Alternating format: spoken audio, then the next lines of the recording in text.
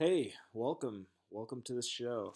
So I'm taking a break from posting highlight videos to do a little bit of analysis in analytics.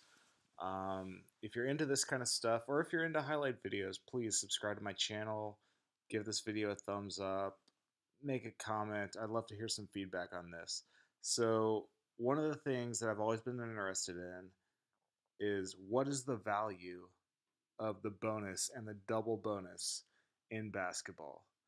I mean, you see commentators comment a lot about how, oh, we're only one foul away from getting into the bonus. You should really press here. You should really attack the basket. Try to get into the bonus because your offense will benefit greatly once you get those free throws, So should teams attack the basket early in the half to get into the bonus? Like, how important is that? Should you scheme your whole offense around this, or is it not a big deal? So this is kind of the thing that I was looking at with this analysis. So I wrote some scrapers. I've been scraping NCAA basketball games for a while. For this analysis, though, I'm just going to focus on the 2017-2018 season. To do this kind of analysis, you have to have the play-by-play data because you can count fouls, you can count the time, you can figure out where teams are getting in the bonus, when they're getting in the bonus, how good their offense is once they get into the bonus. So you have to have play-by-play data.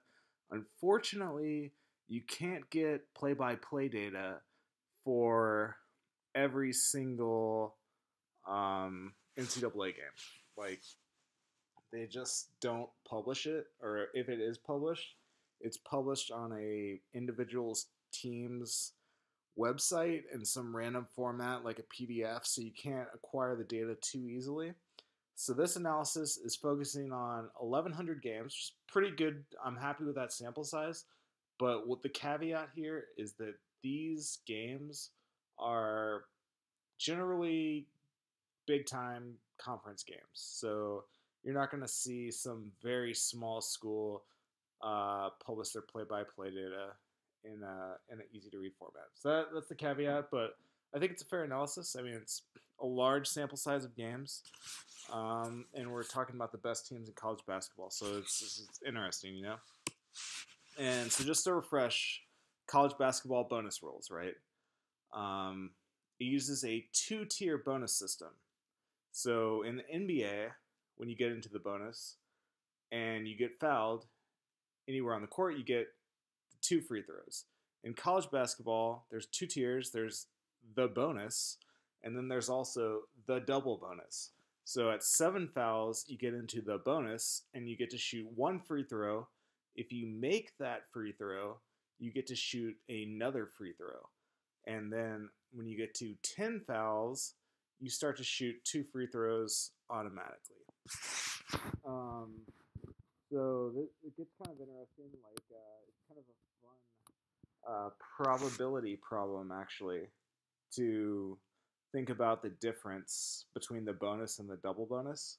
So if you're a 70% free throw shooter, the double bonus, your kind of expected number of points for going to the free throw line in the double bonus would be 1.4 points because you have 70% chance of making the first free throw and 70% chance of making the second free throw. When you're in the bonus, your expected value from shooting the 1-and-1, if you're a 70% free throw shooter, you have to think about it. Your first shot, you have a 70% chance of making it, so that's expected value there is 0.7 points. And the second free throw is 0.7 points, but you don't always shoot the second free throw. You shoot it 70% of the time, so it's 70% plus 0.7 times 0.7. So it comes out to about 1.19 points. So slightly less expected value there. So it'll be interesting to see how that factors into our like big final value calculations. So first thing I did with my analysis is I looked at all the play-by-play data and tallied up when our teams get into the bonus. So I was curious. I mean, I know it always seems to happen towards the end of the half, obviously, but I just was curious, where the distribution lies. So on the left side is a kind of a bar chart of when teams first get in to the bonus. And so the fastest I saw was some team, I forget which one, got into the bonus at 16 minutes. But generally, teams start getting into the bonus around 10 minutes. It really starts picking up, and you can see kind of, it's pretty even from 10 minutes down to the end of the half. And this bar over to the right is teams that never got into the bonus. So it seems like if you add up all the bars on the left, I mean, it seems like you're more likely to get into the bonus than not in a half. But there still are quite a lot of teams that, never get into the bonus in a half, which could be a good strategy. And then on the right side is when teams first get into the double bonus. And one thing to keep in mind, the scale here is slightly different, so don't get a little confused. It's not the best bar chart comparison. But you can see double bonus starts to pick up around 5 minutes left in the half. Teams will start getting into the double bonus. And you can also see more likely than not, you don't get into the double bonus. I mean, the double bonus is a little bit rare. I mean, it's not super rare, but more likely than not, you're not going to get into the double bonus in a half. Okay, so the next thing I did is I looked at the value of getting into the bonus. And I think the best way to look at this is to look at points per possession. So points per possession is kind of a global metric that teams use to evaluate their offense. Because you can look at things like points per game, but doesn't really tell you the whole story, because some teams, run the ball fast, and some teams play a very grinded out style of basketball. So just because a team scores 130 points a game and another team scores 100 points a game, it doesn't necessarily mean that the 130 points a game team has a more efficient, effective offense. It could just mean that they run the ball a lot and they take shots very early in the shot clock. They have more attempts, but the 100-point team actually scores more points per possession. So points per possession is, I think, a great metric to look at this. So I calculated this using the play-by-play data again. For college basketball, 2017-2018 season, the average points per possession is 0.96. So you think about that, every time down the court, a possession kind of ends either in a turnover, it ends in a missed shot where the defense gets the rebound, or it ends in a made shot or made free throws. And so when you average out how many points you get in the possessions, it could be either 0 points, it could be 1 point for a free throw, it could be a 2-point shot, or it could be a 3-point shot. You average out all those possessions, average out all of the college basketball teams, the average points per possession is 0.96.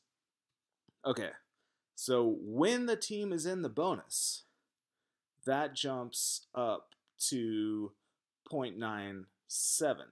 So very slight efficiency gain by being in just the single bonus. Like very slight, like barely even noticeable, but there is some slight benefit. The big benefit comes when you're in the double bonus, and then your points per possession jumps up to 1.06, which is about a 10% efficiency gain over a normal early in the half offense. So there definitely is value there. I mean, obviously your offense is running better when you're in the double bonus, but it's 10%. So how important is a 10% efficiency gain? So the average college basketball game runs about 70 possessions per game. So what is the impact of being in the double bonus? So 70 possessions per game, you're getting about a 10% bump in points per possession. So even if you had the team in the double bonus for the entire game, which is basically impossible, you're you improve your offense by 7 points, which is nice. But more realistically, like even if you're really good at getting a team in the double bonus, you might get them there for 20% of the game, which would be awesome, which would be like top 10% of the NCAA. And so if you get them there 20% of the time, 20%, 7 possessions, that's like 14 possessions. And so you run an offense 10% better for those 14 possessions. You might gain a point or two. So I guess this analysis was a little bit surprising to me. I thought getting into the double bonus would be a bigger boost to your offense. But at least in college basketball, it's not a huge deal, which is surprising. I think it could be due to a lot of factors. I mean, college basketball free throw shooting isn't that great. There's a lot of poor free throw shooters in college basketball, so that's why you might not see such a big jump. And then when you also think about it, when you take those free throws in the double bonus, you have zero chance of making a 3-point shot. So 3 points off the table. It kind of limits your offense in that way. Also, I think teams are probably a little bit reticent to foul or contest shots. So you don't get to the free throw line every time when you're in the double bonus. There's a lot of factors, but just in general, double bonus, it provides some boost to your offense, but it's not a game changer, unfortunately. So yeah, that's what I looked at. If you have any ideas for like other things I should analyze about basketball strategy or college basketball, leave a comment. Subscribe to my channel. I've got all this data now, so I'll be producing more of these analytics type stuff, and I'll probably post them to a new playlist on the channel. All right, take care, guys. See ya.